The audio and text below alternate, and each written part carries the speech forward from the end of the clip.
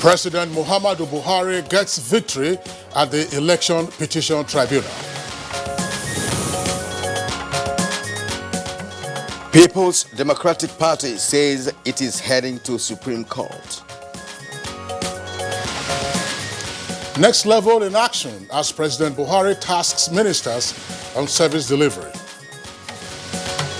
All ideas and projects that will contribute to achieving these goals shall be foremost in our deliberations. And on Good Morning Nigeria today, we focus on matters arising from the Presidential Election Tribunal judgment. All right, yesterday, Nigerians and indeed the rest of the world got treated to a major electoral verdict as the Presidential Election Petition Tribunal dismissed allegations of malpractices in the 2019 presidential poll. Yes, indeed, Kingsley. The judgment is one many say is transparent with facts presented for all to see live on NTA network service and other media platforms. It lasted about 9 hours. That's right, Kirian. The Presidential Election Petition Tribunal dismissed the petition of Atiku Abubakar and the People's Democratic Party against the victory of President Muhammadu Buhari during the 2019 election.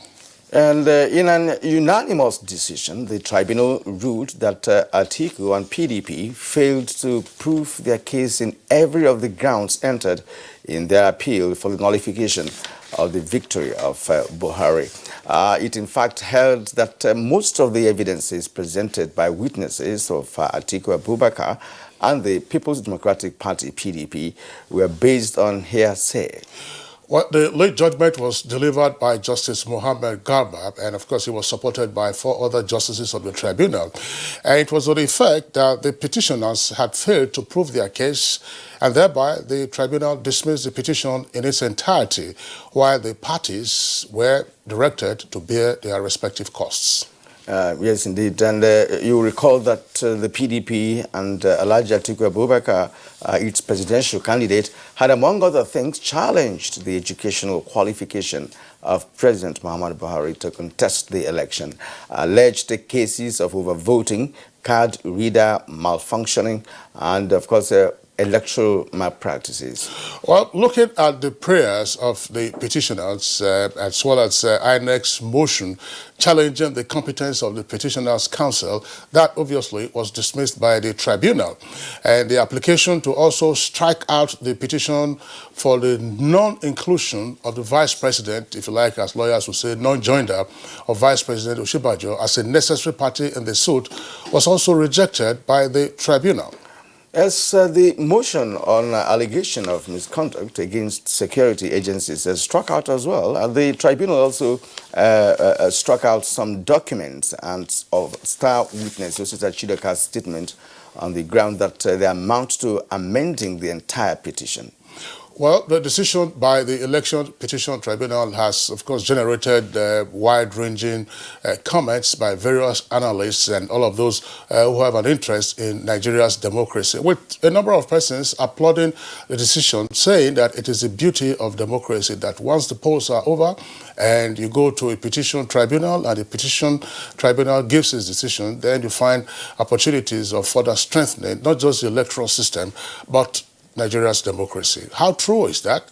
And what does this decision and indeed all other things we have seen in the course of the electioneering and post-electionary period portend for the country's democracy? And how best should this tempo be sustained for effective development and governance? And in particular, what is the place of politics without bitterness in all of this? Answers to these questions and more, we shall find out from our guests as we evaluate matters arising from the decision of the Presidential Election Petition Tribunal. It's on that note we'd like to welcome you to this edition of Good Morning Nigeria, live as always on the network service of the Nigerian Television Authority. I'm Kingsley Osadolo.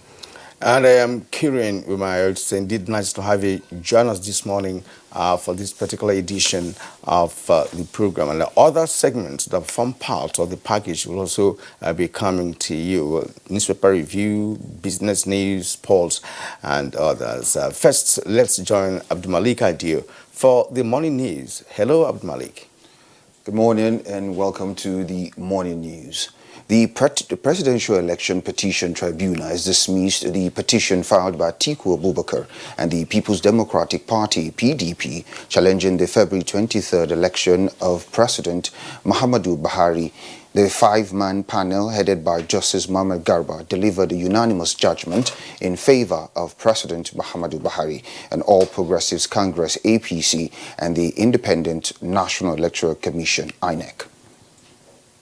The President Muhammadu Buhari has described his victory at the Presidential Election Petition Tribunal as victory for Nigerians who trooped out to overwhelmingly elect him for a second term in office. President Muhammadu Buhari dedicates the victory to God and to Nigerians as he commends the judiciary for dispensing justice without fear or favor. In a statement from the special advisor to the president on media and publicity, Femi Adesina, the president extends a hand of fellowship to those who felt aggrieved at the outcome of the election and went to court. President Muhammadu Buhari is quoted to say, "It is time for the country to move forward as a cohesive body, putting behind all bickering and potential distractions over an election in which Nigerians spoke clearly and resoundingly." End of quote.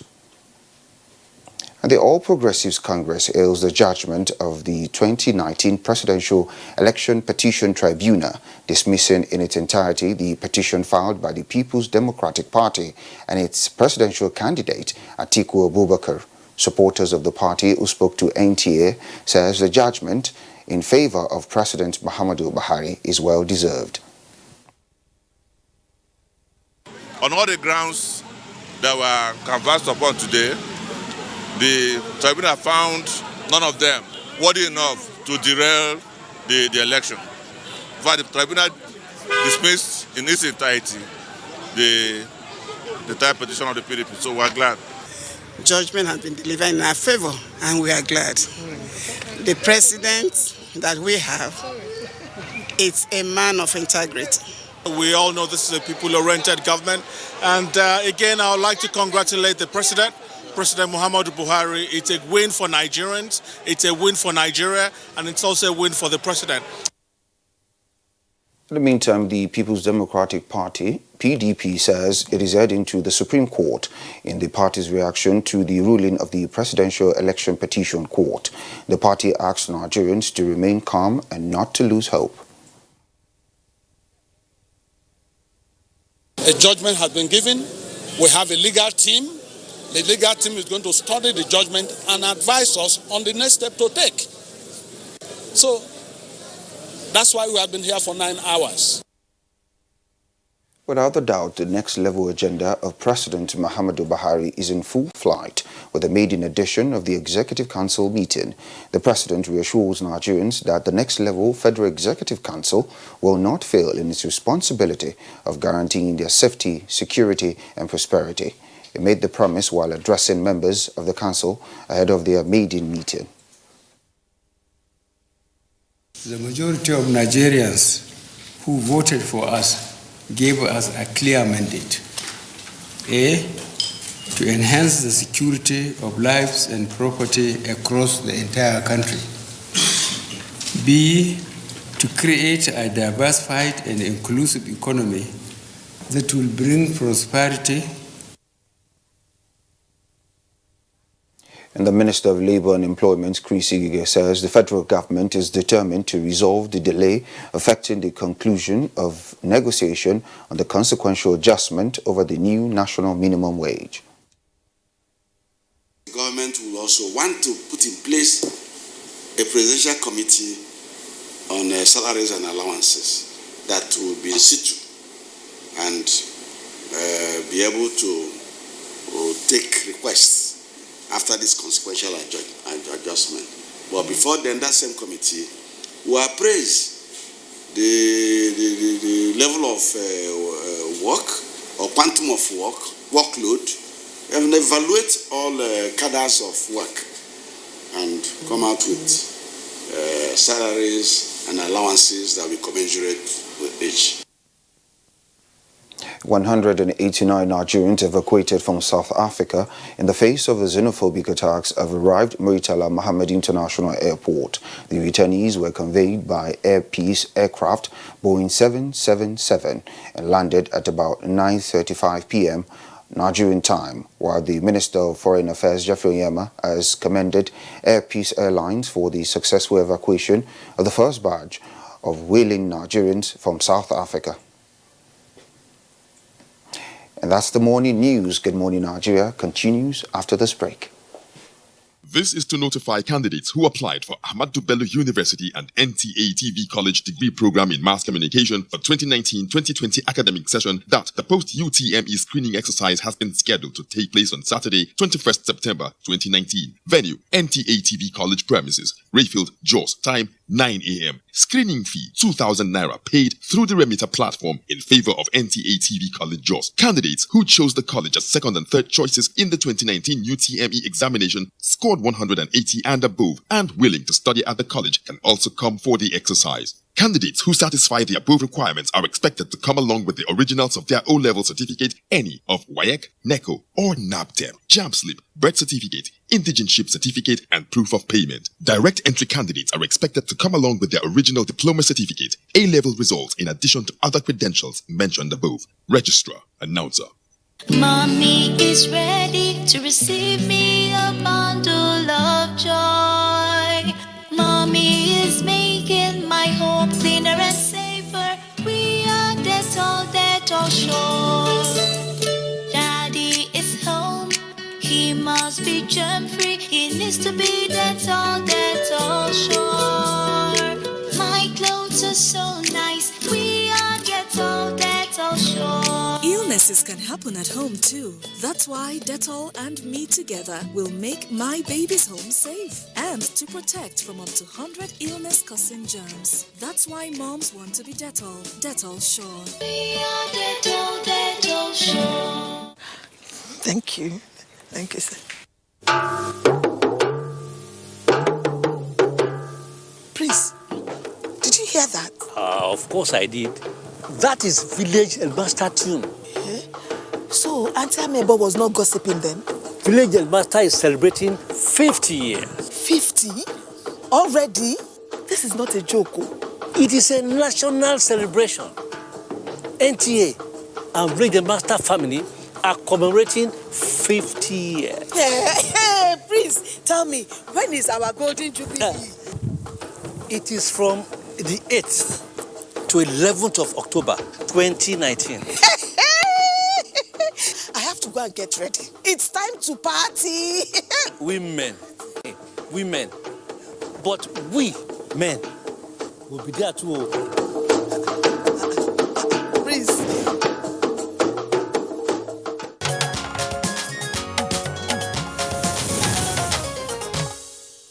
The program is Good Morning Nigeria on the network service of the NTA. Now, let's talk business.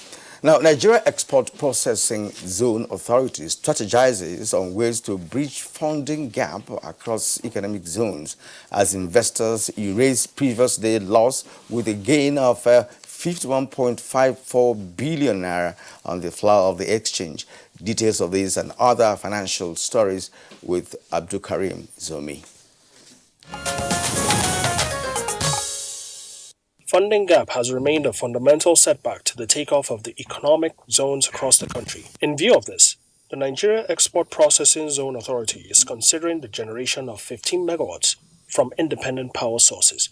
This is targeted at special economic zones across the country as part of incentives for the purpose of ensuring an enabling environment for exports, manufacturing, and other commercial activities, thereby creating about 350,000 direct jobs and another 1 million indirect jobs. The main funding gap we need in Calabar now is the IPP, which I say is about $4 to $5 million.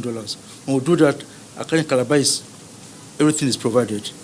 We have the civil treatment plan, which we are yet to award. And we think that will cost us about 1 billion for the sewage treatment plant. And then the IPPP. So we get about 10 billion in Kano. I think infrastructure in Kano will be 100% completed as well. Then for the 7 new ones, the quantity surveyors which we engage, they're coming out with an in-house cost, which I'm sure in the next 3 to 4 weeks, we have an idea of the cost of providing infrastructure in these 7 special zones. Meanwhile, the authorities say more than 40 billion naira finance is required for the takeoff of the special economic zones across the country. In the meantime, the Central Bank of Nigeria has issued regulations for payments and collections for public and private sectors in Nigeria. This is in line with the revision of guidelines on electronic payment of salaries, pensions, suppliers, and taxes in the country, with the purpose of regulating the end-to-end electronic payment of salaries, pensions, and other remittances, as well as revenue collections. And in other business developments, the Securities and Exchange Commission, SEC, says capital markets can serve as a key catalyst for Nigeria's economic growth and development, as it offers a credible platform for obtaining long-term financing. The Acting Director General of the SEC, Ms. Mary Oduk, who stated this at a 2-day International Capital Market Conference in Lagos, noted that the implementation of the Commission's 10-year Capital Market Master Plan is already contributing to the growth and development of the Nigerian capital market, and by extension, the economy. The plan has over 100 initiatives to springboard the Nigerian capital market as one of the world's deepest and most liquid, and the largest in Africa by the year 2025. And next is the closing figures of activities on the floor of the Nigerian stock.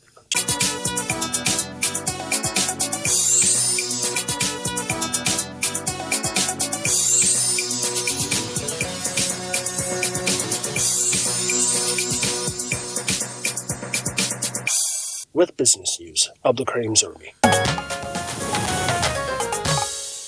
All right, thank you very much for that business package. Next for us is a look at the front pages of today's newspapers.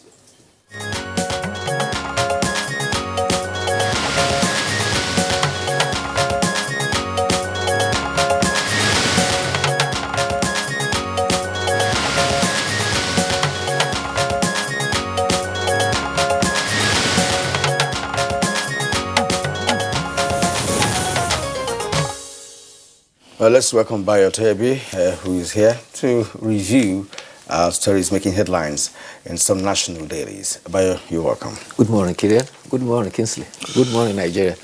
Okay, Bayo, good morning and welcome. Obviously, I mean, all the papers have as their lead story one common subject, and that is the verdict of the Election Petition Tribunal for the presidential election. Let's begin with the New Telegraph. New Telegraph says with a kicker, Tribunal, Atiku has no case, says President Buhari eminently qualified and duly elected. President, I was unruffled. APC is victory for rule of law. PDP, judgment and assault on Nigeria's justice system. Tinubu, verdict vindicates Buhari's character and electoral victory. CUPP, that's the Conference of Political Parties, Nigerians, not Atiku, are losers. And Lawan and Pajabi Amila, Kalu, and Governors Hill judgment.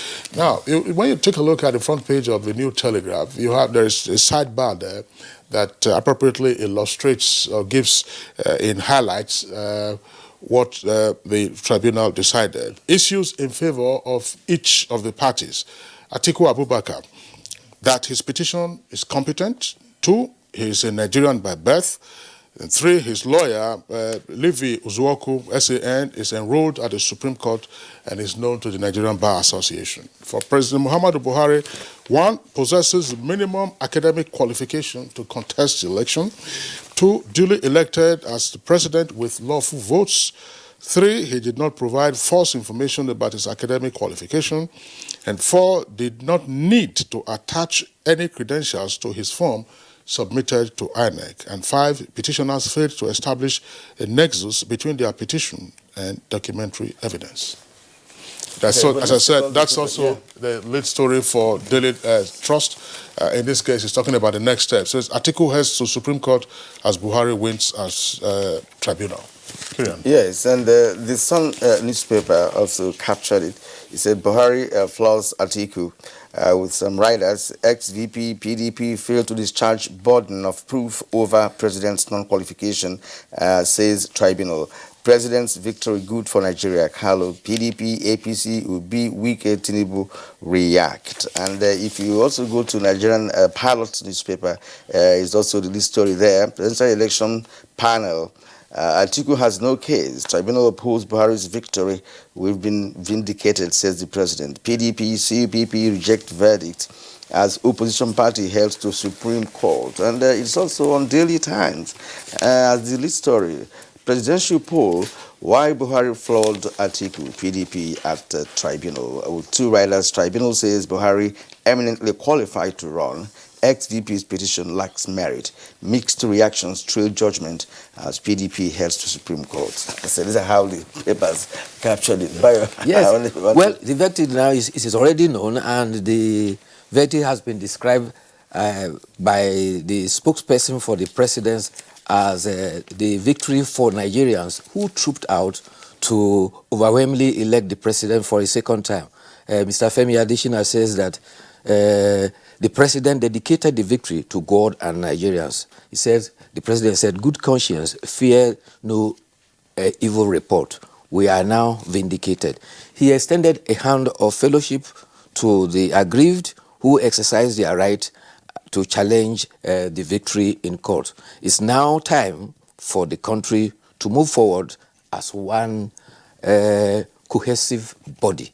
Meanwhile, the issues that were canvassed were 5. One was the qualification of the president to contest election. A second was an alleged lying on oath about his qualification.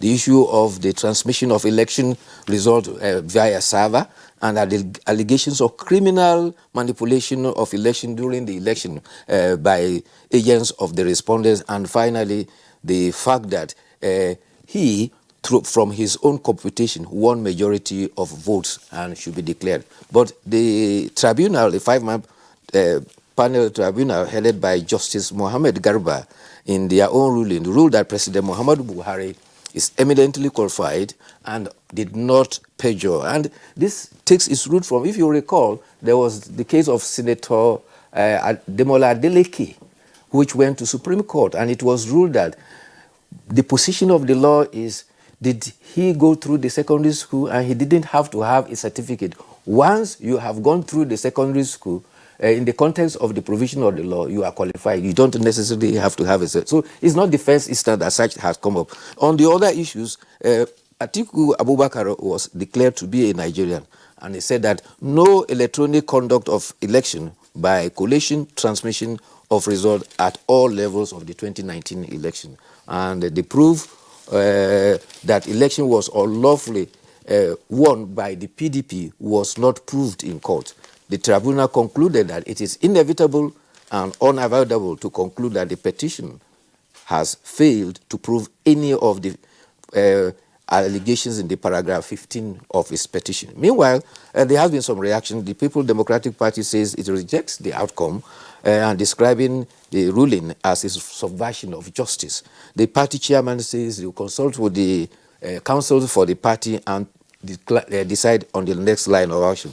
The All Progressive Congress said that the PDP failed to canvass their case in court and resorted to litigation in the media and misleading people by public opinion. For me, as a layman, you remember what my compatriots from Warri will say.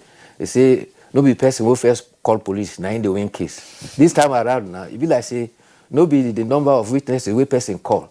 Now the determined person to win case, because the witness if he become weakness for that person's case. I know. All right, I mean, maybe you are going to prove doubt. You are going to worry after this.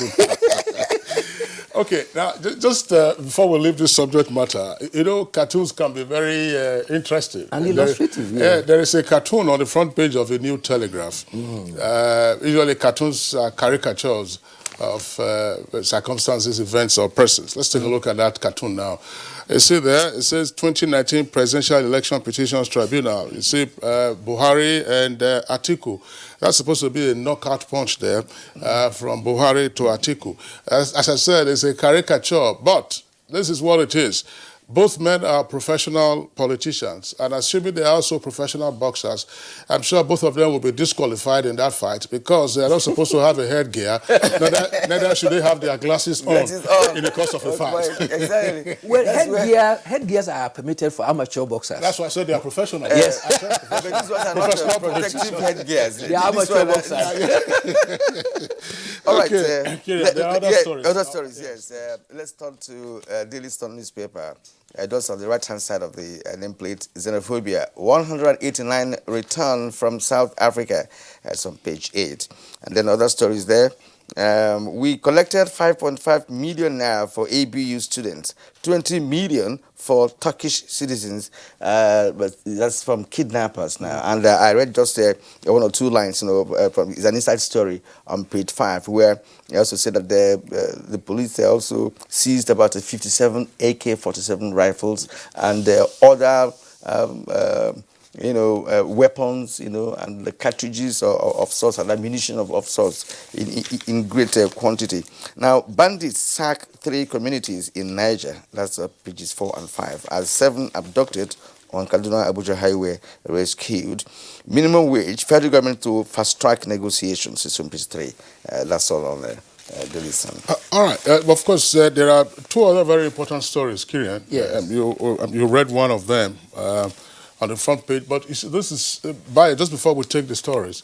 This is the challenge. The day a big story breaks, if you have an important story, that other important story will be drowned out by that big story. The Federal Executive Council met yesterday. Yes, and one of the stories that emerged from that meeting is here again on the front page of New Telegraph. We also have it on the front page of the Daily Trust. It says FEC raises VAT to 7.2%. Federal Council raises VAT, that's the value added tax, to 7.2%, approves 10.07 trillion naira for 2020 budget. That story again it can be found on the front page of the Daily Trust. It says federal government raises VAT to 7.2%, and the same approval there that has been given. Another headline there from the Daily Trust says South Africa, 188 Nigerians arrive Lagos, page 6, and borders will remain closed. Customs Controller General says, that's page 4. And at the foot of the front page of the New Telegraph, it says xenophobia, New Telegraph now, xenophobia, 187 Nigerians return. I'm talking about the New Telegraph. Xenophobia, 187 Nigerians return from South Africa, and government gives returnees 40,000 recharge cards each. Kira, I'm sure you have that story as well on the returnees, with some of them saying, no place like home, we love Nigeria, thank you, Nigeria. The chairman of Air Peace, Alan Onyema, hugged each of the returnees.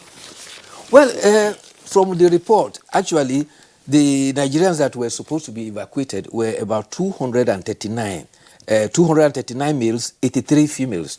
But by the time they got to the airport, the South Africa immigration insisted on performing their duty. Throughout the process, they eventually cleared the number that arrived. And this number has been conflicting. Some are reporting 187, leadership reported 178, and others are reporting 179. But the fact remains that 7 of them were allegedly arrested for entering South Africa illegally.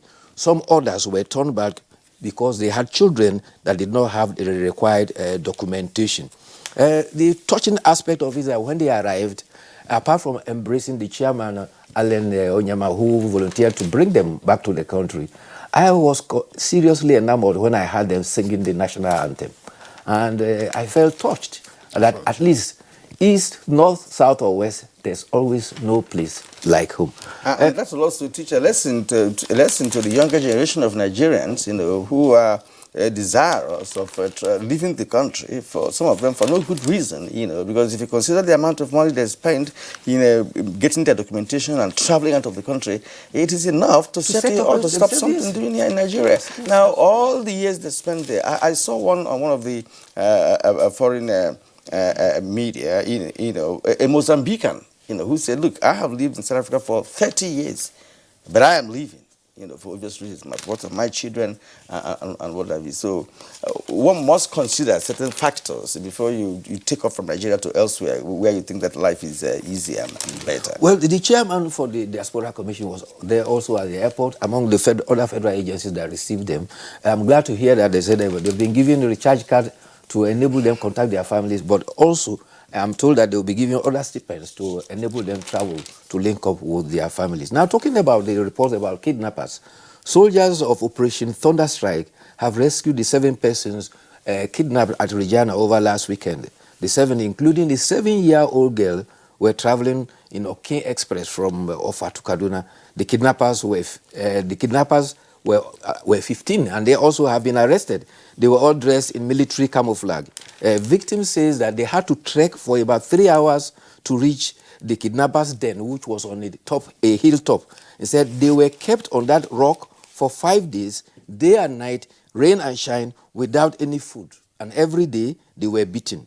They were negotiating for a ransom between 10 million, which later on dropped to 2 million.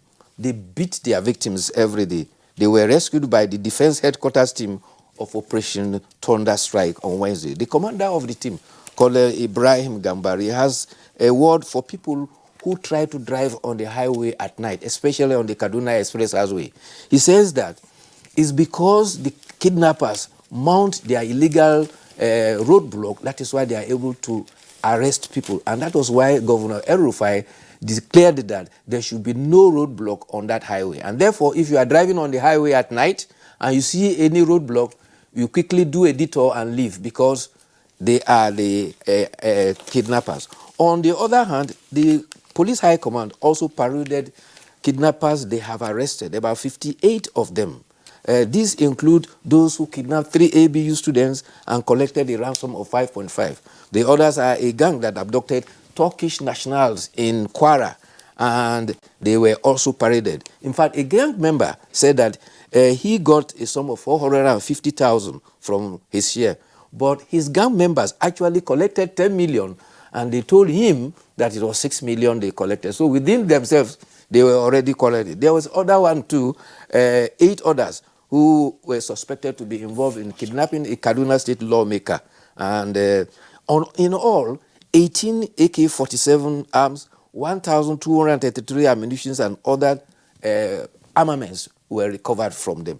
This Operation Thunderstrike is a combination of a task force set up by the Defense Headquarters. It involves the Army, the Navy, the police, the DSS, and all the security agencies. And so this collaboration is working effectively to nit the kidnappers' activities in the border. And this time around, they are taking the war to the kidnappers, straight to their den. And air power is actually required to do that, because when one has to trek for about 3 hours into the den of kidnappers, that's a distance, from the highway. So, and you need to use a helicopter or any available kind of air power to locate the position before you can even attack. Kieran, I mean, there's no question about what you have just said. This is not warfare, as it were, but the nature of warfare was altered dramatically with the rise of air power. Because once you have area superiority, you can fish out where your enemies are and then pound them and then get the ground troops to move in. Air power here, of course, will also include, the use of drones. The use of drones, part of the platforms will be involve the use of drones and just, helicopters or gunships, let's well say an helicopter mounted with machine gun. That's what's called a gunship. And the way you have these elements, unfortunately, I mean, the security agencies are trying their best, but the bandits and the kidnappers appear to have proliferated. If you recall, there was a time, the menace of pipeline vandalism around the Arepo area, the boundary between Lagos and Ogun, was so rife. I mean, the residents there, including journalists who were living in one of the estates, were always at the mercy of the pipeline vendors. At some point, the Air Force had to use its platform to strafe the pipeline vendors. And after that, I'm not sure we heard any of the stories from those vendors. No, for kidnapping, sometimes it's a difficult thing. There was once a kidnapped victim, once revealed that while they were being held, the Air Force came and located them. And what the kidnappers did was to bring them to the edge of the cliff and threaten to shoot them. So the Air Force had to withdraw. Sometimes it's difficult, but they are the experts and they know how to go about that. But meanwhile, you recall that we had 66,000 or more pilgrims that perform in this year's Hajj. The National Hajj Commission has concluded the operation. Their last flight, Flight 91, arrived yesterday, and they have concluded in evacuating all the Nigerian pilgrims that went. In fact, the National Hajj Commission went out of its way to airlift and assist Nigerians who were stranded. They were taken in by some illegal tour operators, but the National Hajj Commission helped to evacuate it. The chairman of the commission, Barrister Abdullahi Mohammed, has commended and congratulated all the pilgrims' welfare across the country, the state officials, the medical team, and the media team. And all things being equal, all our pilgrims are home. In this year's Hajj, the death casualty were very low. About 20 pilgrims, I think, as at the last count, had unfortunately died in the pilgrimage. All right, Bayo, thank you. Let's return to the newspaper. Let's make mention of some of the stories. The Nigerian pilot, for instance, let's go to the bottom of the Nigerian pilot newspaper, to the bottom, so we'll get some stories there. While we merged, created new ministries, says Buhari. Then cancer, major health challenge in Nigeria, it's on page 11. NAF to launch first female combat fighter pilots. That's a good one, it's on page 6. Onyema leads delegation to ECOWAS ministerial meeting. Roga, Kano government gets $90 million from Islamic Development Bank Fund. Okay, Kieran and Bayo will take the editorial, and it's coming from the New Telegraph newspaper at page 15. No to selective rewards and reception of athletes. No to selective rewards and reception of athletes. That's the title of the editorial. In part, the editorial reads, there should be equal appreciation for our athletes and national teams. If football gets huge attention, at least other sports should not be treated with disdain. Well, before I do that, can I quickly draw attention that the body of the first president of Zimbabwe, Robert Gabriel Mugabe, arrived Harare yesterday. It was received at the Robert Mugabe International Airport. He has been described as a hero of Zimbabwe. The body was taken to one command barracks for funeral services. There have been some disagreement about the place of his burial. Government has proposed that he should be buried at the Heroes Arcade in the outskirts of Harare. The family are contending that he should be buried in his Shona homeland, or country home in the village. Meanwhile, talking about the editorial, yes, the question of selective reward has been challenging as far as sportsmen and athletes are concerned. Do you know that if you go to Olympics, football is one of the several events. You get 1 gold for football. You can earn as many goals as there are many track and field, swimming and other events. But however, in all instances, football seems to be taking dominance over all the sports. And athletes and sportsmen are challenging this. In fact, it happened even in the United States. At the last World Cup, Women's World Cup, the victorious American team went home chanting that equal reward for men and women. They are fighting against discriminatory rewards between the men team and the female team. And for us here in Nigeria, the preponderance of rewards seems to favor the football than the other athletes. And those who have won more medals for us are in fact the Paralympics. They won more goals than even their able-bodied athletes. All right, Bayo, I'd like to thank you. But if you ask me, football, it's not sports, it's about followership. When we talk about followership, where is the pendulum swinging to? When you do track is very fine. But football is a force, if you ask me. On this note, we'd like to thank Bayo for being part of our show this morning, as always. Thank you, too. Thank you indeed. Well, you are still watching Good Morning Nigeria. We'll take a short break now. When we return, of course, we will delve into the focus of today's edition of the program. Stay with us.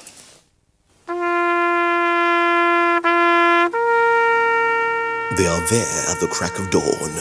They are there busy preparing while we rise for our day. They are there silently, guarding, waiting, listening, and watching.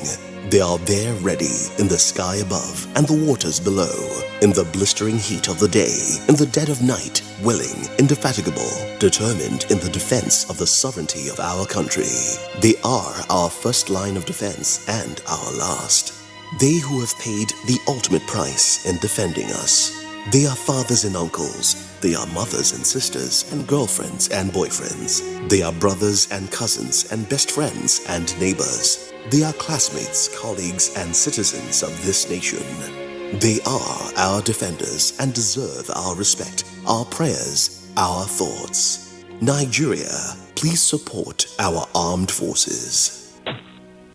Digital studio equipment is a critical aspect of modern television that requires special skills for their operation and maintenance. These skills define the content and output of television and are acquired only through professional training and experience. NTA TV College JOS is organizing a special 4-week intensive course on digital studio equipment maintenance for engineers and technical officers in public and private television stations. The course will equip participants with modern techniques, technologies, and skills for effective and efficient operation and maintenance of digital studio equipment. Also, a special 4-week course on intermediate photojournalism and photography will run simultaneously. It is an essential course for photojournalists, photographers, public relations, and information officers to upscale their skills and capacities in photojournalism. Participants will be equipped with modern skills in photo editing, studio, and outdoor lighting, and more in just a few weeks. The venue for both courses is the serene and secure environment of NTA TV College near Old Government House, Rayfield, Jos. Date 16 September to 11 October 2019. Course fee 100,000 naira only per participant. Accommodation inclusive. For more inquiries, please call 0803-314-4383 or 0806-980-9807.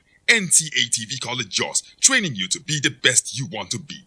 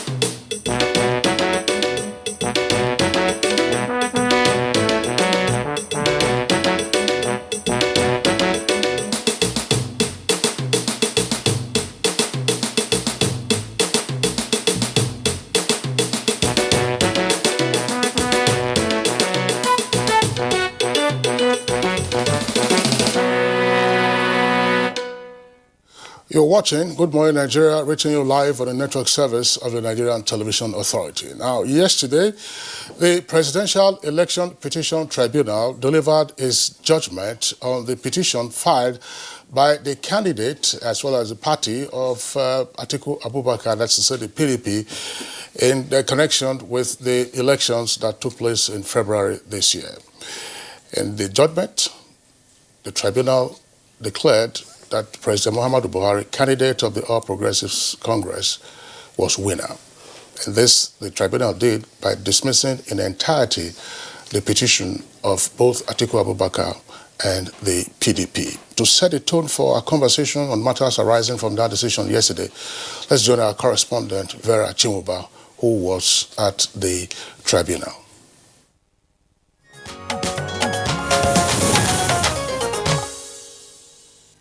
In a 9-hour painstaking judgment of the Presidential Election Court, the court first resolved all preliminary applications before delving into the substantive issues.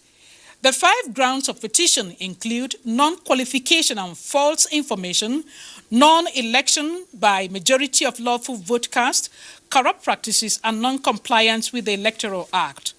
The court resolved all issues in favor of President Buhari, APC, and INEC.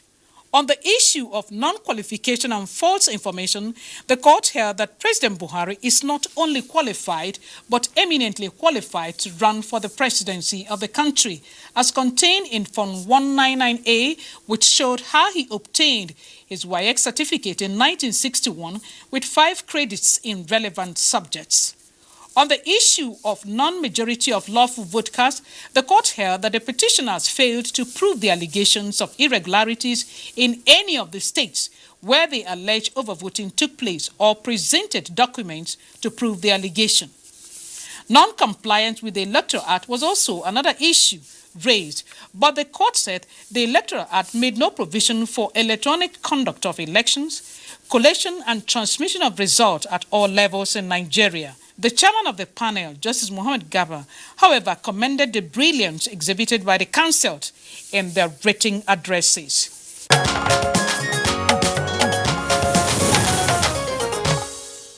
And now joining us in the studio to discuss the election tribunal judgment matters arising, we have a Professor Osamen Osumbo.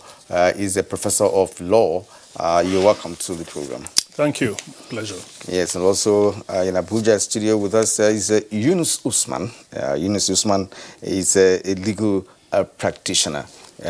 It's indeed a pleasure to have you, Yunus Usman, in our studio today. Thank you very much. Yes. Okay, also here with us in the studios is another familiar face, Dr.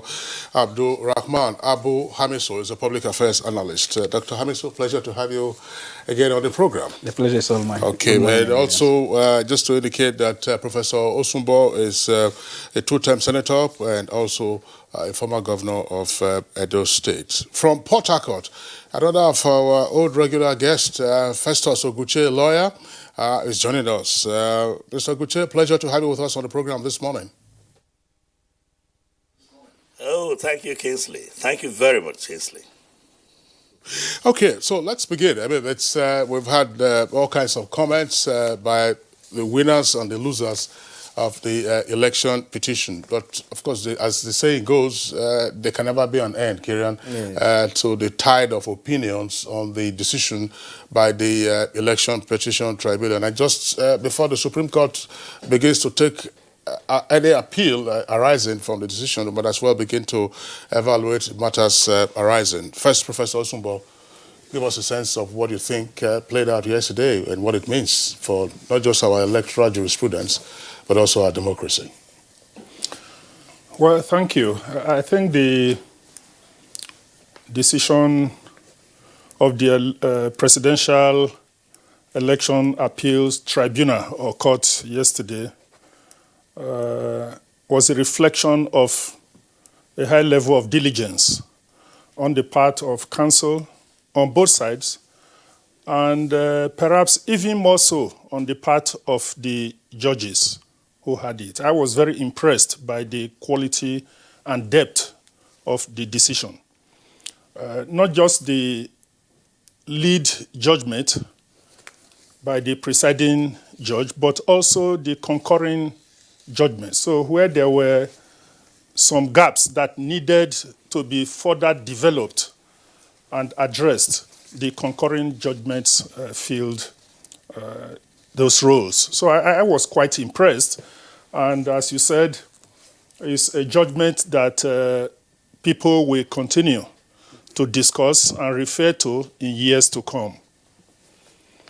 Okay. For me, it raised a number of key issues which we can begin to engage ourselves in as we move forward. One of them is the role of technology in our electoral system, in improving our electoral system.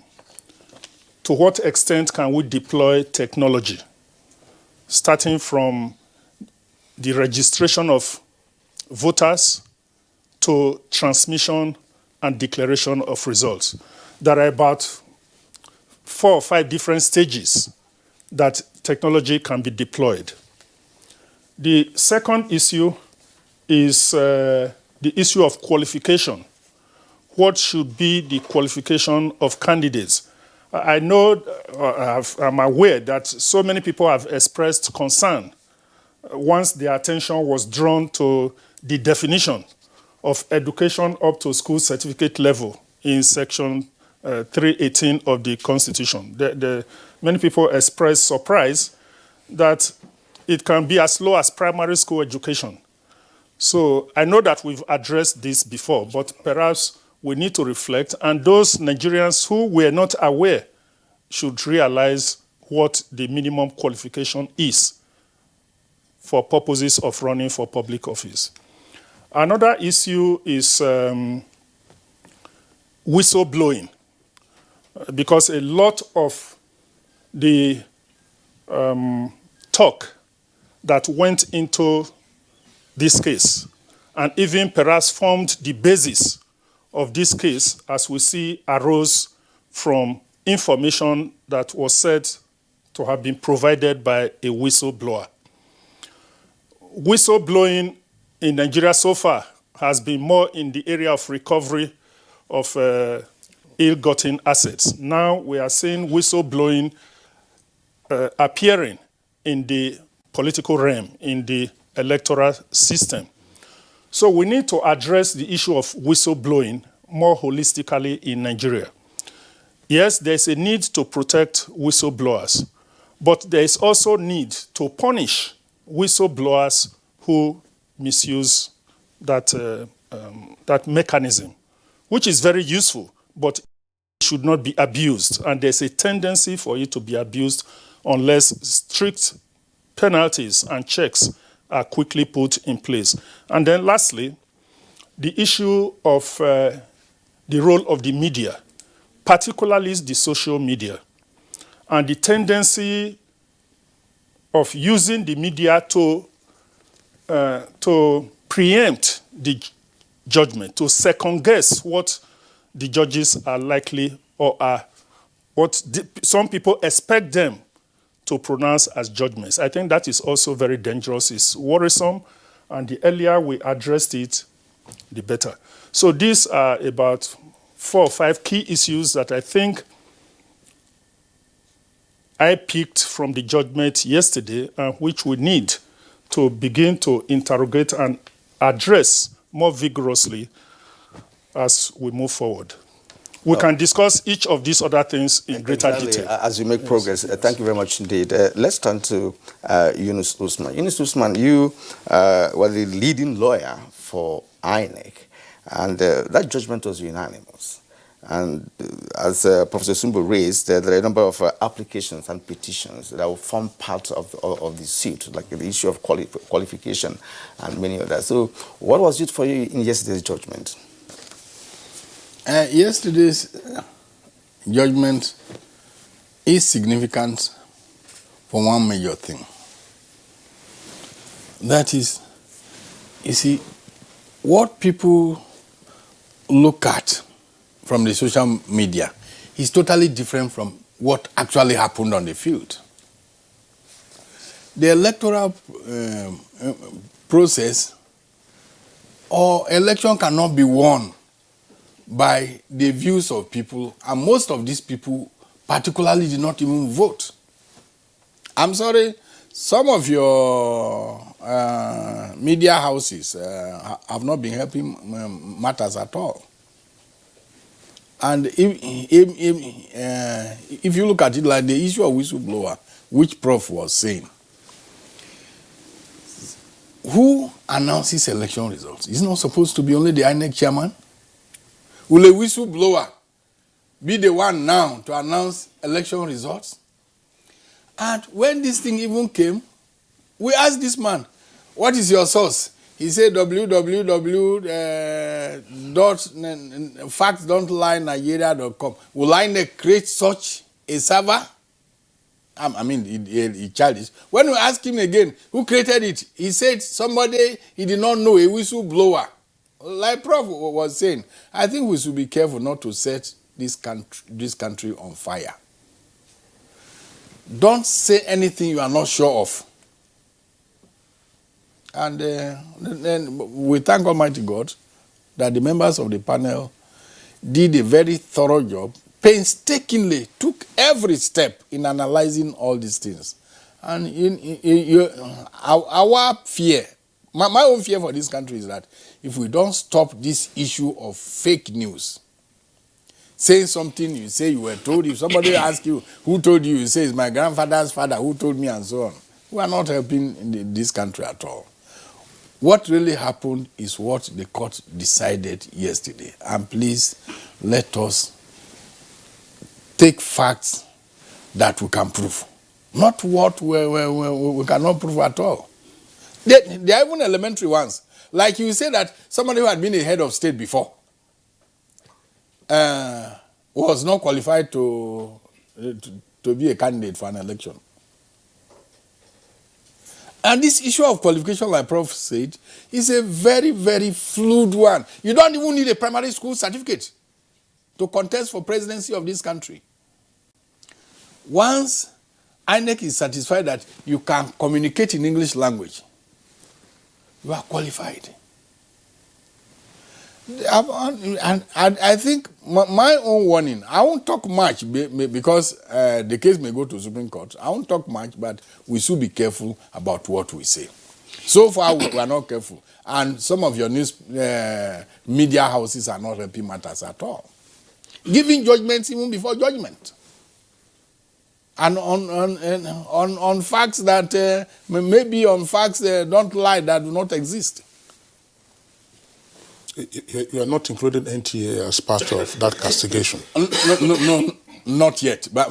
But you know me, if you do, I will include you. No, but in this instance... For the time being, I'm not including you. No, because it's passed. The petition tribunal is already functus official. NTA wasn't part of that. No, NTA has not been part of it yet, but I hope we'll be part of it. We won't be part of it. Now, let's bring in Dr. Abdulrahman Abu Hamisu, public affairs analyst. Your thoughts on the decision? Well, for me, whatever decision that has been reached, I think it will enrich our jurisprudence and deepen learning for those that want to learn. For those that don't want to learn, they will bring their biases to bear on the judgment. And that has its own negative effect. The connection with that is the issue around fake news and the attempt to incite. But the advantage democracy provides or offers is people going to state their claims. And you have some group of persons that have been trusted with the responsibility to look at facts as they are being presented, based on the principle of proving your case beyond reasonable doubt, that what you allege really impacted you negatively. A failure to do that will earn you no verdict that is of favorable disposition that you want to see. But again, let me say something quickly. There is a great disconnect between what happened on the field and what happened in the courtroom. There may be instances of abuses, of circumvention, of overvoting, but again, having the capacity to prove that in the courtroom becomes very, very difficult because of the processes that are involved. For instance, we have 774 local government, including the FCT, 777 or thereabout. 774. 774 all together, all right. Now, as a presidential candidate, having to gather evidence from the field and bringing it into courtroom may be a little bit challenging.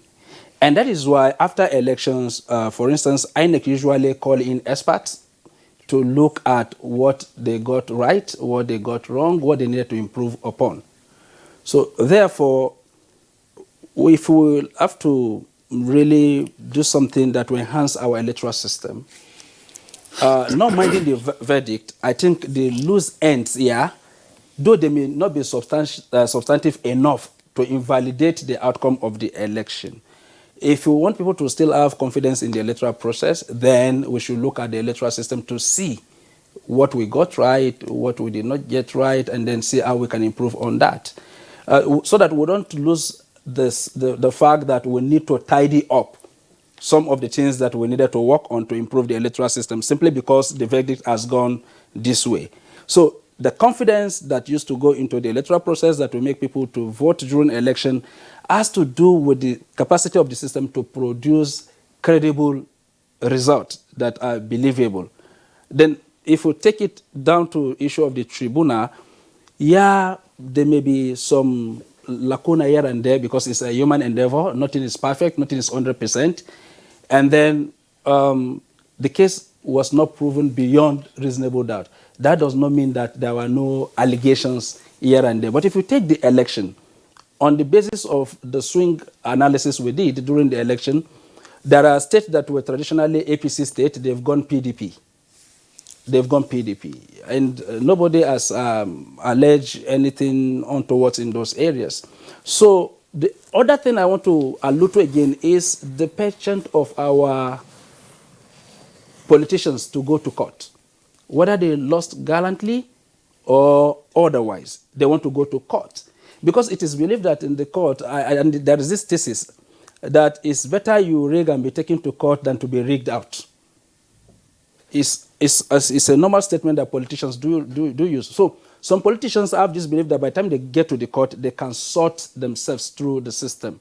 But if the system is not willing to play games and the judgment go the other way, we invent a lot of theories that are negatively impacting the system to explain. Because what I've seen in Nigeria, no politician will come to accept the fact that I do not plan very well, or I do not mobilize very well, or that my resources was not enough.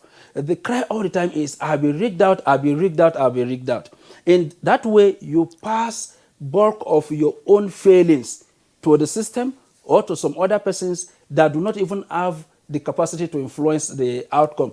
So I think as a people, as a nation, as institutions, we should be able to accept responsibilities. For instance, if you did not do well, you should be bold enough to say, well, this is my planning, but again, it did not go the way I wanted it to go, so I can improve, than to say it is the politicians, no, it is the police, no, it is INEC, no, it's not you. So these are some of the things that if we are not careful, it's not only going to impact the electoral system, it's not going to drag the judiciary down, but it was going to set the country on fire.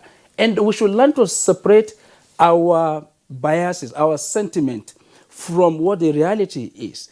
The reality is, once you go to court, you must be able to prove your case. If you cannot prove your case and the court decided otherwise, the next thing will be that the power of incumbency has been used against me. So the issue of, except if we're now saying, okay, once you go to court and I allege that I've been cheated, you don't need to prove how you are cheated. Except if we're saying that. But if our court is based on the principle of proving your case beyond reasonable doubt, the people that are seated there will only listen to what you are coming to present, except if we have any evidence that there was Ghana must go that was passed under the table. But if no evidence to that effect, then it means the judgment is valid. Yes, and you know what you said about rigging, I have been rigged out. Meanwhile, the person may have rigged in the previous election. Now, when you are not rigged out, you will not begin to complain. Overtake. Don't do overtake. All right, that's on the sunny part. Let's go to Port Harcourt, where we have Festus Uguche. Festus, I take it that you listened to the judgment, or part of the judgment yesterday, 9 hours of analysis and deliberation. I'd like you to do an assessment of what you watched yesterday, with, of course, emphasis on some facets of the law that were applied by the 5 judges to come to a unanimous decision.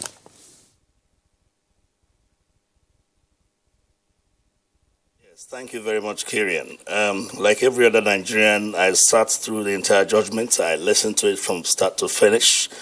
It's quite an impressive judgment. The panel was very thorough in their decisions, in their sieving of evidence, evaluation of facts, and what have you. It took that long period of time because of the clumsy nature of our adjudicatory system, electoral adjudicatory system.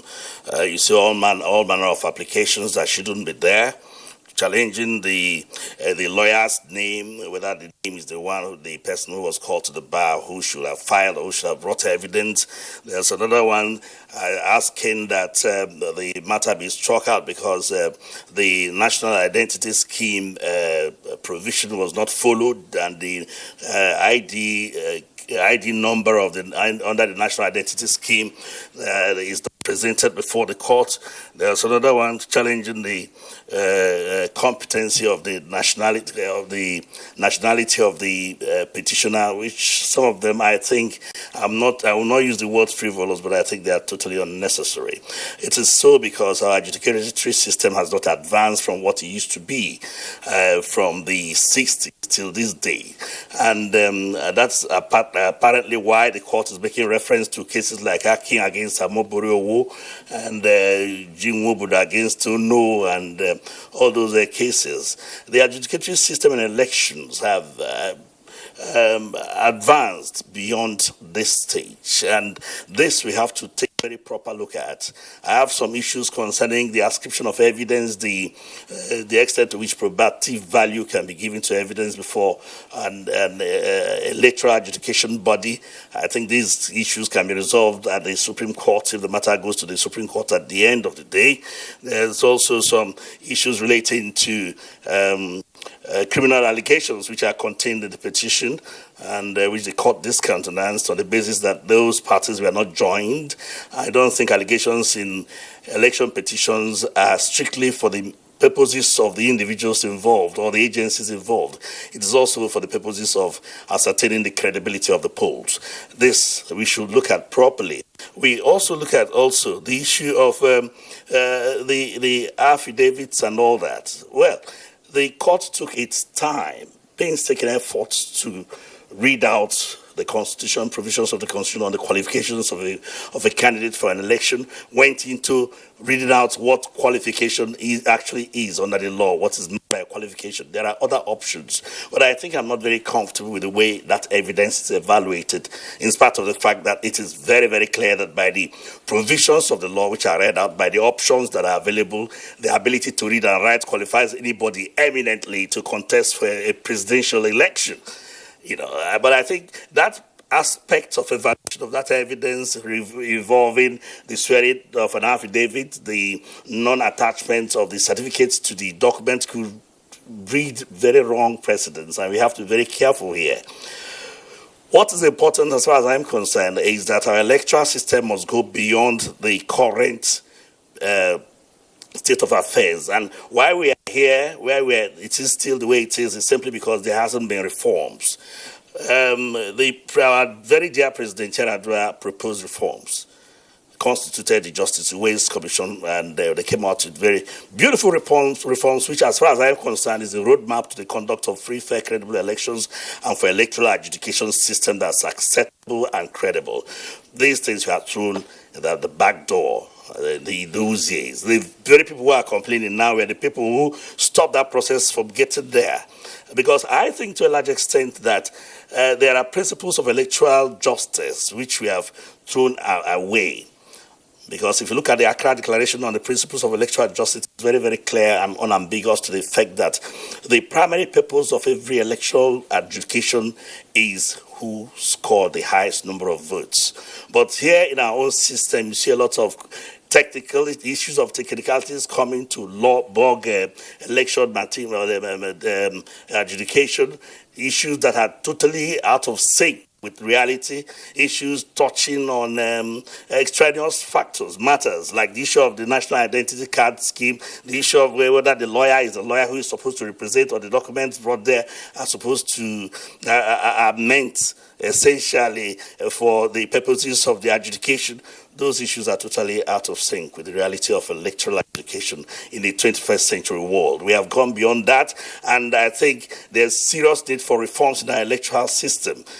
You know, the Ways Commission report is quite elaborate, and it talked about composition, it talked about funding, it talked about a whole lot of issues, you know, unbundling INEC, and, you know, giving it divided functions, the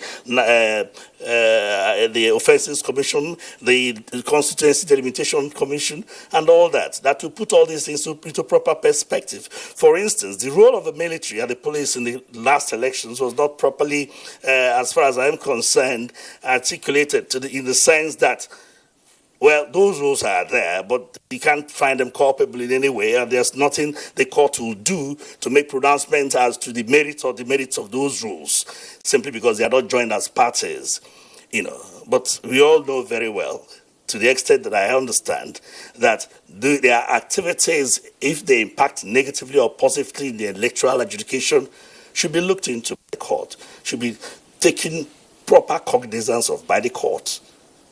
And to that extent, I think that there's serious need for us to come together to agree that there's proper imperative for the reform, both of the electoral process. Of course, if you bring reformations in the electoral process, it will impact on the judicial adjudicatory system in terms of our elections. And that's my point.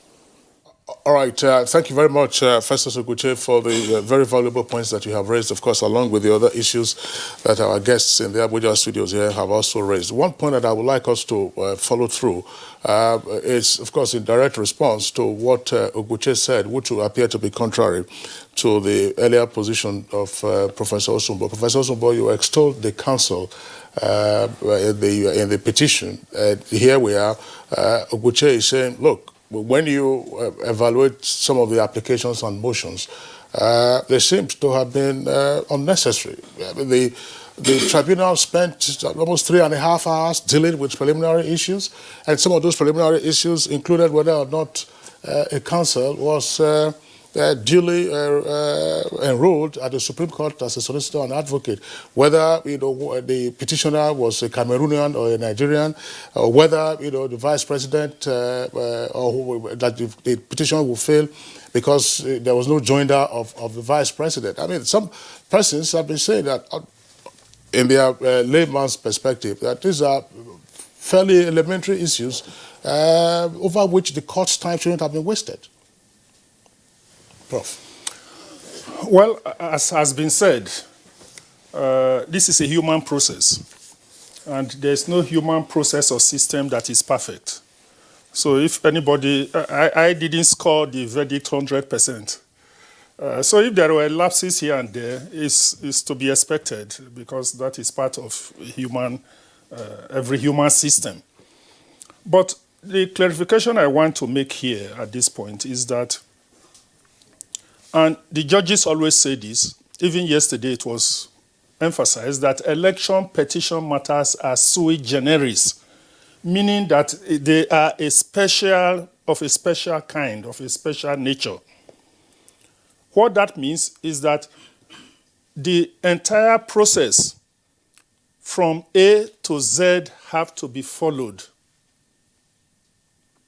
So if, for instance, it says that a petition has to be signed either by the petitioner himself or his counsel, it is proper to inquire whether the person who has signed it, the signature there, is really a qualified legal practitioner. That is not frivolous. It is a requirement. It's one of the fundamental things. Before the matter can even be heard by the court, it has to be properly before the court. And to be properly before the court, it has to be signed either by the petitioner himself or his counsel, who must be a qualified legal practitioner, and there must be no doubt at all. So until the doubt was clarified by the court yesterday, the doubt remained as to whether the person who signed it is the one whose name appears on the roll of legal practitioners in Nigeria. It is not frivolous. And so many other things that people talk about. The case established that it was not necessary for that the affidavit that was deposed to by Mr. President didn't complied with Section 31 of the Electoral Act. And Section 31 of the Electoral Act says that the form or information supplied by the candidate must be accompanied by an affidavit deposed to in a federal high court or high court of a state of the FCT. That is what it says. It didn't include, that Section 31 didn't talk about certificate. It says that the form, the information which was completed and submitted to INEC by the political party must be accompanied by a sworn affidavit. So that is as far as that went. There is no reference to certificate in Section 31. But the issue of proof beyond reasonable doubt. Let me say, first of all, election petitions are not all necessarily required to be proved beyond reasonable doubt. It is where there's an allegation of crime, because Section 36 of the Constitution specifically says that nobody must be found or said to be guilty of an offense, to have committed an offense, unless and until the person has been given a fair opportunity to defend himself. So unless somebody was in court to defend an allegation that he committed a crime, it would be unfair for the man to be at home and he will hear that a court is finding him guilty of having committed an offense. That is the position of the law. Even though I would admit there are some cases where that was not the case. Some people were pronounced to have committed electoral offenses when they were at home, where nobody brought them before the court. But again, as I said, yesterday's judgment has reaffirmed some of the principles that have been well established before now, and then some that we have to learn from going forward. For instance, the issue of, as I started before, the use of technology. There is the technology is deployed in voter registration. That has been accepted. It wasn't always so. It was in the Electoral Act of 2006 that for the first time allowed electronic registration. Then use of card reader came in subsequently, I think, in the subsequent elections. There is no question about that at all. And the judgment yesterday emphasized that point. The next issue, which are very contentious now, is, of course, also accreditation, using of card reader for accreditation. How far can you use technology in collation? The issue of collation. Is there any provision for the use of technology in the collation of results? Is there any provision for the use of technology in transmission of results? So for voter registration, voter accreditation, and actual voting, provisions have been made for those in the law, but no provisions yet. So if we want, going forward, to use technology in collation and transmission of results, then this is a matter that the National Assembly should take up by way of reform of the Electoral Act. And other points that have been mentioned, the issue of qualification. Should there be a change? There's even a view. In some countries, they don't even have any requirement about qualification. So if you are popular and the people want to vote for you, let them vote for you. That it suggests some form of paternalism by insisting that the voters don't know what is good for them.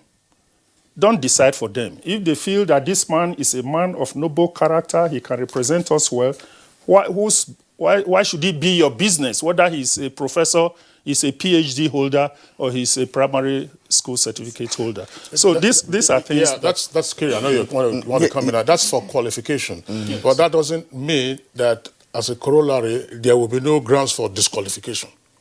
I mean, assuming the person is a bankrupt, on sound mind, but...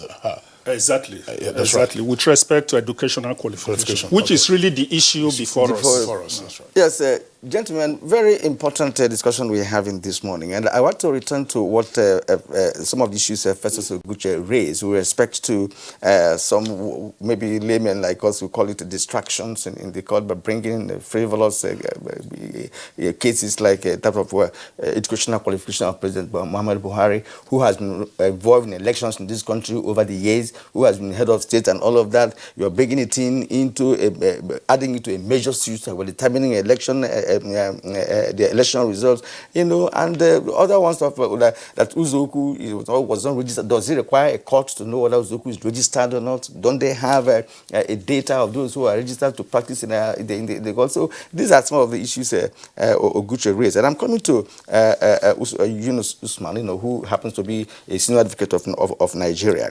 Now, criminal cases are difficult to prove beyond reasonable doubt, no doubt about that. And of course, considering the fact that the electioneering and the electoral process is quite complex in Nigeria, so proof will be difficult. Now, recalling of cases or referencing cases, past similar cases, as first also raised, like Ono versus Moborio and all of that. Even Buhari versus Obasanjo was also referenced. As should that such be outdated, according to what Professor said? Are we going to continue to be reciting cases, similar cases, to be able to get judgment for a particular case that of yesterday? You see, let me tell my brother something. Everything, apart from election, has a rule. Even in my village, before you eat food, your father will tell you, wash hand first. Why wouldn't you say, just go and start eating the food? That is a technicality. In law and in rules of human conduct, you can never avoid technicality. It's not possible. For example, the things they called yesterday as frivolous applications are not frivolous. If the law says, look, like Prof has said, that you are signing the paper, you are challenging the election. It's either you are the one who signed it to show that, yes, I'm the one who am challenging the election, or it is my lawyer. If you did not sign, and your lawyer did not sign, or the person who signed is not your lawyer, forget about law. How would somebody know that it is you and not somebody feigning to be complaining about that election? That is not technicality. That is a process of getting at what you are looking for. Is it really you who are challenging? It's not technicality. The things we look at as technicality in law are really made to achieve justice. For instance, there was another one he said. He said, why don't we just say who scored majority of lawful votes? Before you go to who scored majority of lawful votes, there is this technical aspect of it. What if somebody brings from CF 001 and some other things that are not certified and said they are from INEC, and he says he scored?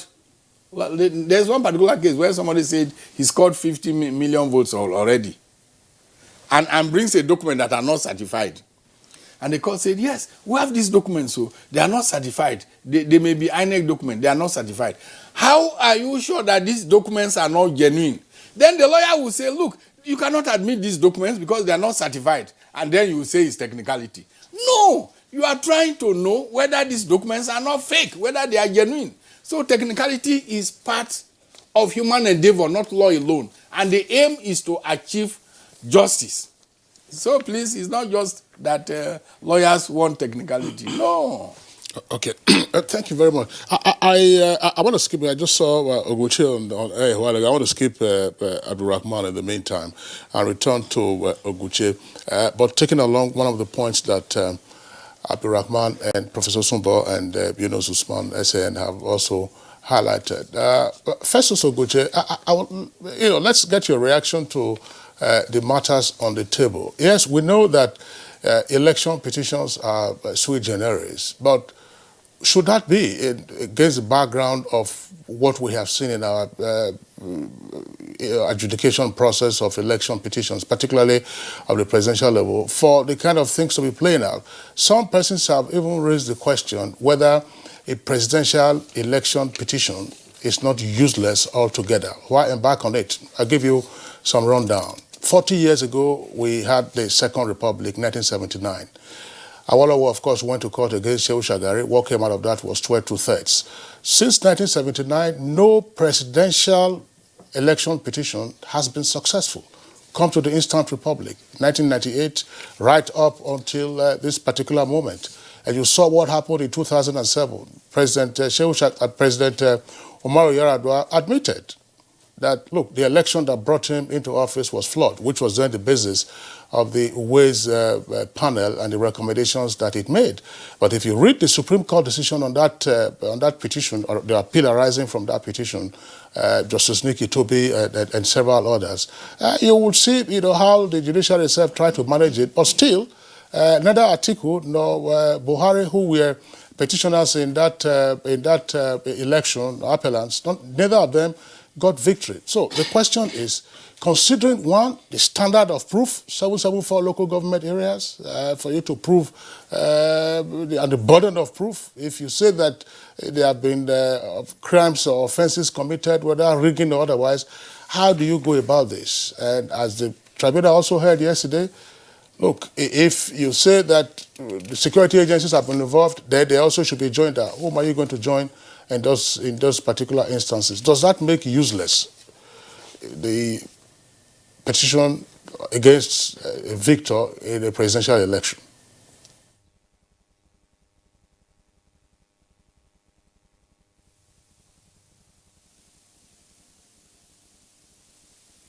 It's not about votes, but about counting. Like I said earlier, elections in Africa has been dogged with much controversy, specifically the post-election adjudicatory process, which has always been interfered with one way or the other, except in a few cases like we had in Kenya some couple of years ago or last year, where they annulled the presidential election. Then we have other cases, pockets of cases here and there. And this goes to establish the fact that the institutions are very, very weak, extremely weak. And there hasn't been much advancement in the domestic forum of each of these countries to connect with the international standards for elections. Recall that we have an African Union Declaration on the principles governing democratic elections in Africa. We also have the ECOWAS Protocol on democracy and elections, good governance. We have the African Charter on democracy, elections, good governance. Go take a look at all of them, and you discover that the primary purpose of every election is to get the mandate of the people, to get the people to express their fundamental rights of determining or participating in the process, either directly or by their own elected representatives. This clause is contained in almost all the international instruments, the African Charter, United Nations Declaration of Human Rights, the covenants, civil and political rights, economic, social and cultural rights. But to that extent, you discover that we have a lot of flaws and inadequacies in the election process in Africa. Not just the election process alone, but because the process is flawed in most cases, the adjudication, the post-election adjudication is always premeditated. And in so many ways, I think we have the bulk of this problem within our domestic arena. We are not impugning the decision of the tribunal yesterday. To the extent that it's correct, we are saying that we could make advancements to bring integrity into the process, bring sanctity into the process, and ensure that the will of the people prevail at the end of the day, that the sovereignty notion in our constitution, which relies on the people, is made factual, not just one word that can be pandered with anyhow. But be that as it may, I also look at certain aspects of that decision, which I think the Supreme Court will take its time to resolve at the end of the day. It may affect the decision, it may not affect the decision, but the essential thing is to streamline these things with prevailing developments in election standards globally. You know, elections are determined more by international law than by domestic law. That's why we have international observers coming in. And our electoral process must conform as much as possible with these standards. And not just that, the adjudicatory process, which I told you is contained in the Accra Declaration on the Principles of Electoral Justice. Electoral justice must be established to give proper electoral rights to somebody who won an election and whose mandate has been stolen. It must be given to somebody who has been disqualified at the stage of the primaries and all that, to ensure that what is important is that the will of the people prevails at the end of the day, and people who lose elections do not just go and stand by and wait for the post-election adjudication and apply whatever, how do I put it, extraneous or whatever this thing, to influence these decisions to their favor. At the end of the day, what happens is that elections must not be determined by courts or by tribunals. Elections are usually naturally determined by the votes, the people. So the decision of any electoral adjudication that touches on elections must reflect the will of the people. The extent to which that will is reflected is quite proper and very, very silent. Thank you indeed. We will return to you in the course of the program. For now, we're going to take a short break, but it's important to also raise, recall some of the issues that we've raised in this conversation. Now, the question can be raised shortly. For me, is quite apt, because since 1979, there has never been a petitioner, somebody petitioning against a president, after an election that has ever won the case. It's becoming a recurring decimal. Are there lacunas in our electoral laws, or is it in the practice of the law? Is it in the judgment pattern of the law, and all of that? We'll return to that, after this short break. Stay with us. We'll be right back. It is here again.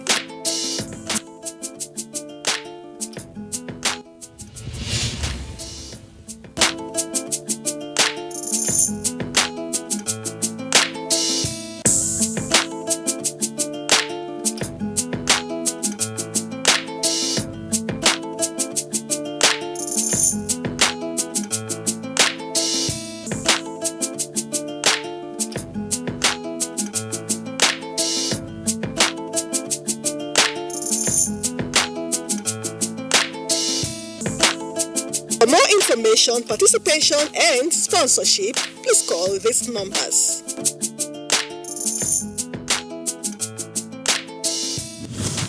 NTA TV, promoting learning.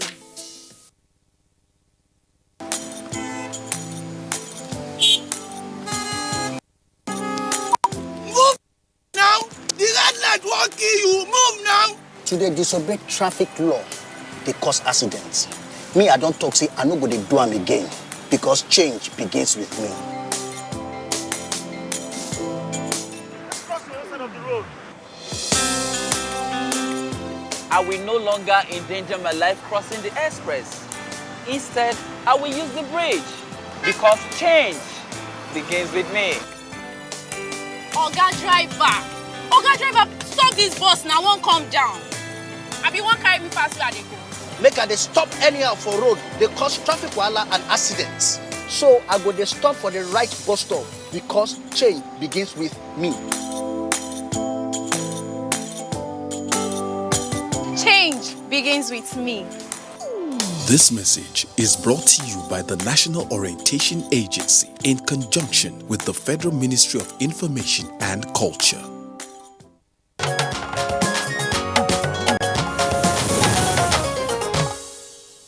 All right, thank you for staying with us. Now, Abdulrahman Abu Hamisu, let's bring you in here. You listened to Guche. I've also listened to other guests this morning. And before the break, I was making reference to the fact that, in the history of our country, there's never been a time when a petitioner in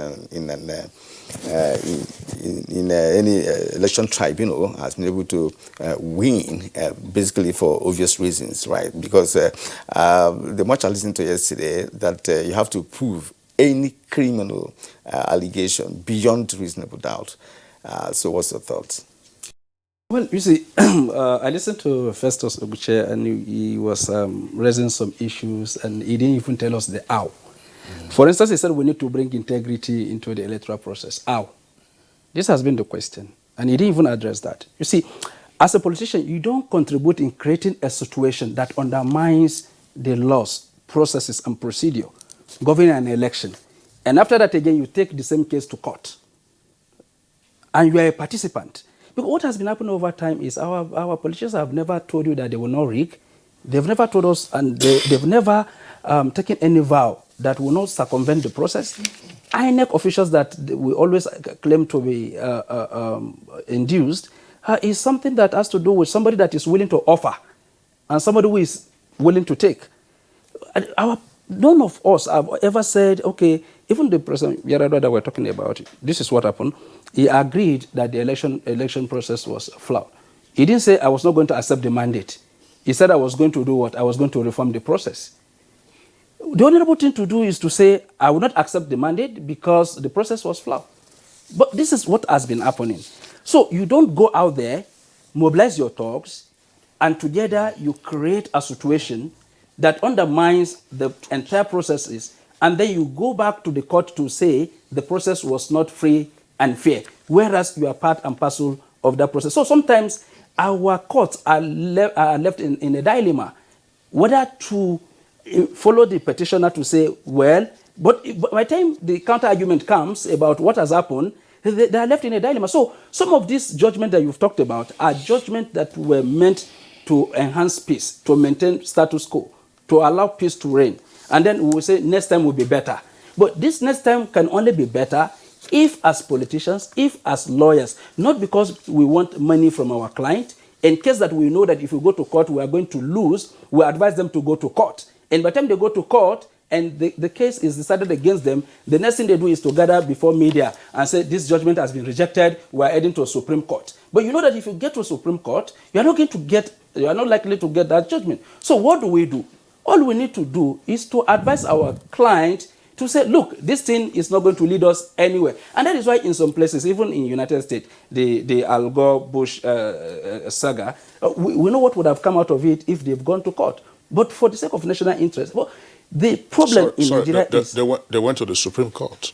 Gore and Bush, yes. All the Florida votes, yes, they were decided by the Supreme Court. Yes, but yes. In the end, they allow national interest to prevail than personal interest. What is happening in Nigeria is the fact that nobody is working for national interest. Majority of us were working for our own personal interest. So even as a politician, it is not about the people you want to lead. It's not about peace and order. It's about the perk of office. So the stake is even too high in Nigerian politics to the extent that politicians arrive from primaries, like the issue he was raising about frivolous applications.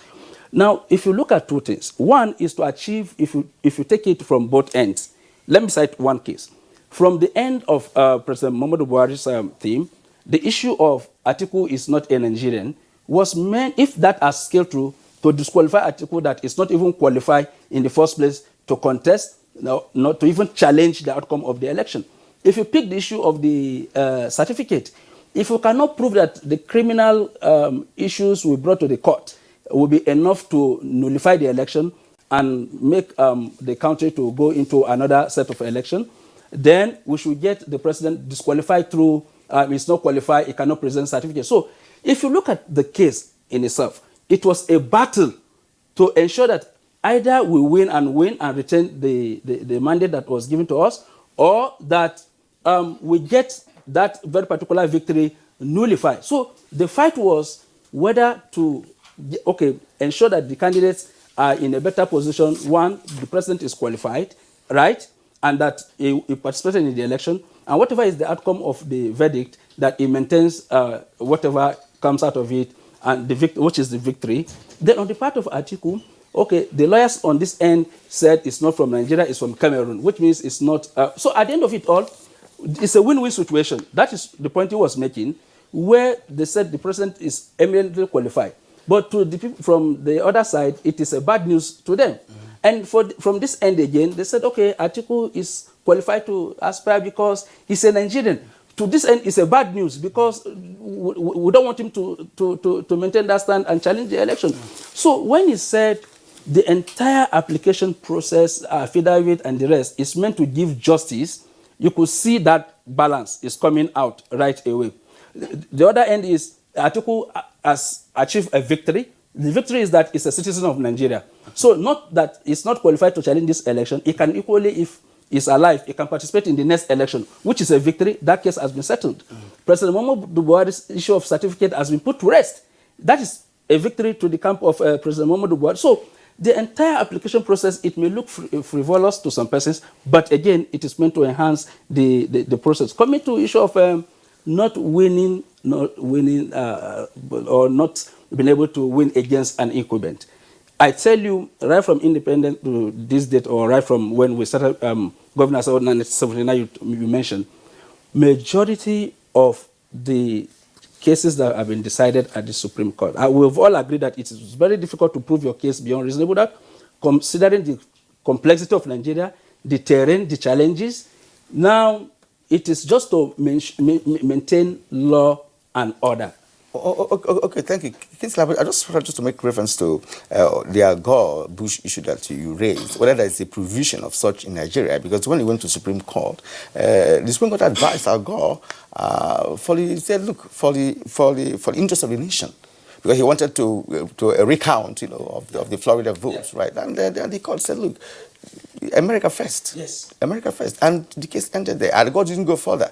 He had nowhere else to go. But it was also a split decision. It was a split decision. And up to today, I mean, that's 19 years later. The jurisprudence of Bush and Al Gore, continues to generate a great deal of controversy in academic circles. Kirian, there are still some issues, of course. We say matters arising from the decision of the Presidential Election Petition Tribunal. We want to give opportunity now to our viewers to also air their views. And we have a number of twists. We'll quickly go through some of them and then return to our guests for the remainder of the time. Omogbala Babs, I only looked at it from the verdict angle, 5-mile panel, no dissenting opinion, not even one. I followed every case I followed the decision from the word go. I watched, I listened to the reasons backed up by the presidents in the decisions. So I wondered what locus I would make this. I wonder what issues would make the Supreme Court upturn the verdict. Okay, Law Alpha C, I saw it coming that the tribunal will through this line of reasoning. The incontestable fact is that most Nigerians actually voted for President Buhari. So introducing insignificant and miniature reasons to turn the tide will not see the light of the day. Now, Raji Abidemi says it's high time Atiku accepted defeat and prepared for the 2023 presidential election. I want to urge him not to go to the Supreme Court. God bless Nigeria. Yeah, Abdul says the judgment delivered by the learned justices was elaborate and landmark. I expect the opposition, PDP, and its flag bearer to accept the judgment and join hands with the government to move this country forward. We have a lot of problems facing the country, needing urgent attention. Now, Vic's master, I highly commend the panel of justices for meticulously reviewing and addressing the 5-count charges against Buhari. No, there were no charges against Buhari. Reviewing the petition to the extent that the petitioners were also satisfied. No, they have expressed dissatisfaction, but regardless, in his view, it's a landmark decision. Law Alpha again, lawyers have to feed. So they justify and introduce moves clients make most of the time. So appealing the ruling would definitely amount to wasting time and the scarce resources. Marshal Akemo, it's good for democracy and the rule of law in Nigeria. Alhaji Atiku and the PDP will still appeal the decision at the Supreme Court, according to their lawyers. But can they succeed on grounds of alleged non-qualification of President Buhari and electronic transmission of results? Mike Anyako says the ruling was unprecedented in the annals of Nigeria's history and political emancipation. Kudos to the lordships for the effort and perseverance in writing and delivery of the judgment for more than 8 hours. Hopefully, junior lawyers must learn. This is from Jules Etusi. I commend Atiku for going to court to challenge the outcome of the 2019 elections and not going to the street. The threat to democracy all over the globe is the absence of opposition. I urge the president to fulfill his part of the social contract to Nigerians. Amarachi Namane, it's now affirmed by a court order that Buhari has a genuine certificate and Atiku is a Nigerian. People should stop fighting over them. Aminu Idris, let Atiku proceed to the Supreme Court. In law, any case that moves from the High Court to Supreme Court always sets new precedents to legal practice. What happened yesterday in the presidential election is a display of Nigerian electoral law and not American or British. No, let's make a correction here. It says that in law, any case that moves from the High Court to Supreme Court always sets new precedents to legal practice. If the case doesn't go beyond the Court of Appeal and it's not appealed, that's to say it's not appealed from the Supreme to the Supreme Court, that represents the precedent on the law. Well, what that's new? That's the principle of stare decisis. What new? A layman like us will be expecting when, of course, you have to reference other similar cases in the past, even 40, 50 years ago, and to come up with a judgment of a present case. So, no, that's relevant. That's part of the precedents you rely on. It's part of our legal system. Okay. Especially, you always talk about lacuna. All right. Where do we go now? Ogo says it is clear from the analysis the judge made while reading the briefs that Atiku had no case to prove. I am very happy about the outcome. Now, Amagbala, again, the winner should be magnanimous by extending the hand of fellowship to the opposition. The real dividends of democracy must be consolidated so that 50 million Nigerians who trooped out to vote for the APC as well as other Nigerians can enjoy democratic deliverables. And finally, Ahmed Mohammed, he said the verdict given by the court was long overdue. Atiku was only trying to remain relevant and divert the attention of this government from focusing on important matters. But deep inside, he knows he didn't win the 2019 election. Well, of course, the matter has been tested now at the court of first instance, which is the tribunal, and the verdict has been given.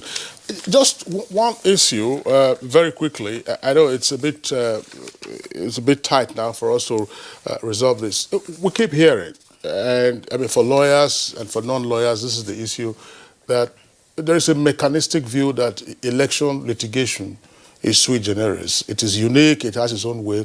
But the question then must arise, considering the onerous burden that a petitioner faces, particularly where the constituency of the election is so wide, such as a presidential election, what is the purpose of election adjudication? What is electoral justice?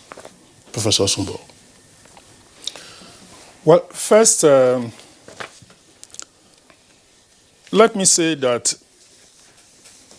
we are talking about post-election adjudication. And for me, that is better than to be talking about post-election violence. That's true. So it is good that we have this opportunity, this window of going to court instead of going to the streets and killing and burning and maiming. And to that extent, I also want to commend the petitioners for using the constitutional laid down process for getting redress rather than taking the laws into their hands. It's very commendable. And it's been said that no presidential election petition has succeeded in the history of Nigeria. And therefore, it may be a waste of time. I don't share that view. The fact that none has succeeded in the past does not necessarily mean that one will not succeed in future. In Nigeria, it used to be said or believed by many people that you can never defeat an incumbent president in Africa or in Nigeria. But it has happened. An incumbent president was defeated. So I feel there is a possibility that in future, a petitioner in a presidential election petition can succeed. But I agree with you that the burden is very onerous, is quite huge we've been talking about 774 local government areas. Actually, malpractice in election, as the law has always been, and as was emphasized over and over again yesterday, is to be proved unit by unit, not even local government, unit by unit. And I believe we have over 200 polling units in Nigeria. No, over 120,000 that we had, yes. Yes, okay, 120,000. Yes. Yes. So it is quite a challenge to be able to prove malpractice in these units. Of course, I know that even in the petition yesterday, not all the states were challenged. So a petitioner can decide within the allotted days to him which units he wants to challenge. And that can be done successfully. It's not impossible to do that. So I want to believe that post-election adjudication has a good value and serves a good purpose, but we must continue to learn from every election. And I believe that a number of lessons will be learned from the election of 2019, and that further reforms will be made to the law. I don't want us to be trapped in the wise Electoral Reform Commission. Yes, there is a lot of wisdom in it, but it's not exclusive. It doesn't exclude other ideas and other initiatives from other sources.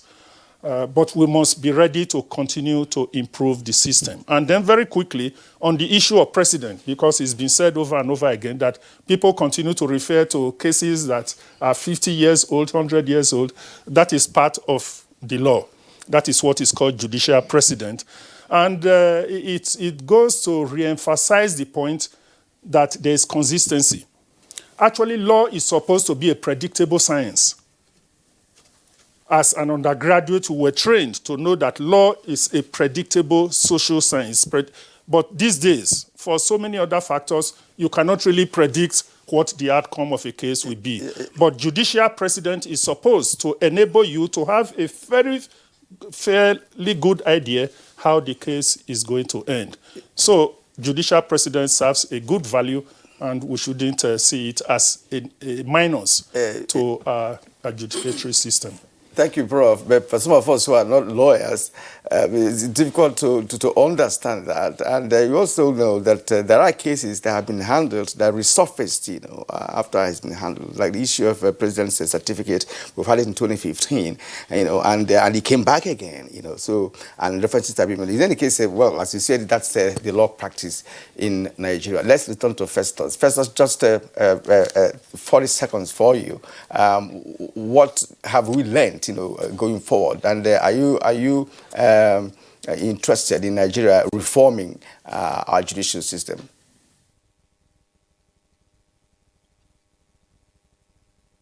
That's exactly the anchor upon which my thesis is anchored. Your guest in the studio there talked about me not providing solutions. I've been talking about reforms. I know precedence is part of our legal tradition, it's part of jurisprudence all over the world, and old cases come to apply in resolving new ones. But I did not make those references on the basis of stare decisis or precedents. I rather said about a departure from the current mode of elections and electoral processes and post-election adjudication processes to one that is much current with international standards. That's all. We know very well, and just as Professor Sumba alluded to, that election petitions, election adjudications are sui generis. And that is what it's supposed to be, because essentially it has to be a proper departure from common law and civil law principles.